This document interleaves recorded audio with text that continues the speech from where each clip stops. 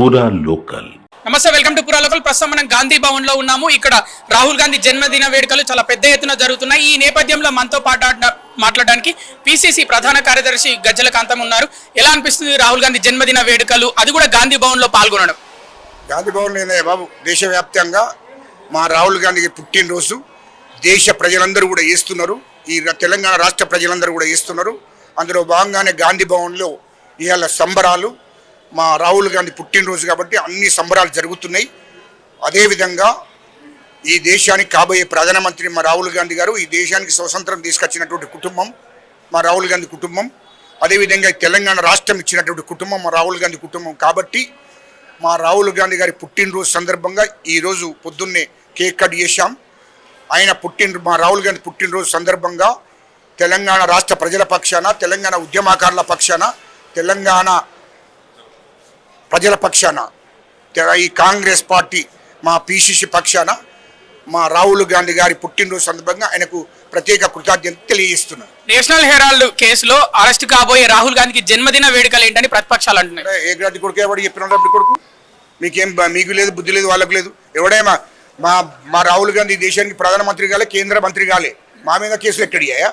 ఈ దేశాన్ని దోసుకున్నది నరేంద్ర మోడీ, ఈ దేశాన్ని దోసుకున్నది వాళ్ళ కేంద్ర మంత్రులు. ఇవాళ మా రాహుల్ గాంధీ ప్రధానమంత్రి కాలే, కేంద్ర మంత్రి కాలే. ఇవాళ ఇల్లు లేదు మా ఢిల్లీలో. మా రాహుల్ గాంధీ గారికి ఇల్లు లేదు, ఎంపీ కోటర్స్లో ఉంటుండు. అంతా నీతి నిజాయితీకి మారు పేరే మా రాహుల్ గాంధీ గారు, మా రాహుల్ గాంధీ కుటుంబం. అది దేశానికి స్వతంత్రం తీసుకొచ్చిన కుటుంబం. ఇది ఇవాళ దేశం కోసం ప్రాణాలు అర్పించిన కుటుంబం. అది ఇందిరాగాంధీ చనిపోయాది, ఇందిరాగాంధీని చంపారు, ఈ దేశం కోసం చనిపోయాది. ఇవాళ రాజీవ్ గాంధీని చంపారు, ఇవాళ నెహ్రూ చనిపోయాడు. ఈ దేశ ప్రజల కోసం, ఈ దేశం కోసం. ఎవడో లుచ్చగాళ్ళు చెప్తే మాటలు మా ఎంటర్ అయిందే బాబు.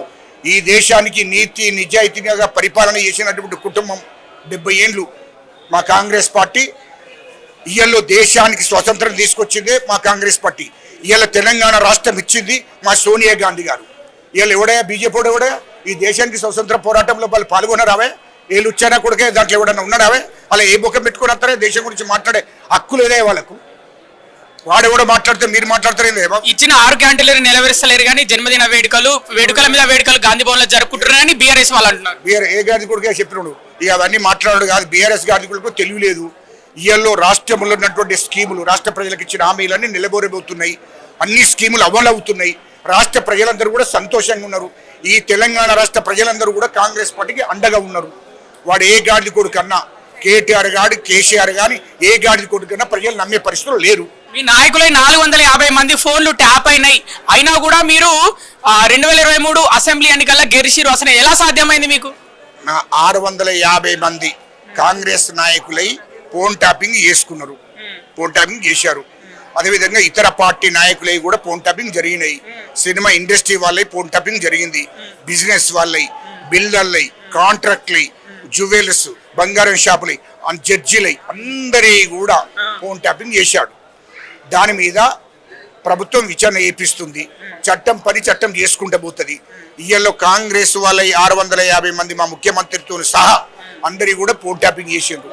అయినా తెలంగాణ ప్రజలు, పల్లెల్లో ఉన్న ప్రజలందరూ కూడా కాంగ్రెస్ పార్టీకి ఓట్లేశారు. కాంగ్రెస్ ప్రభుత్వానికి ప్రజలు తీసుకొచ్చుకున్నారు.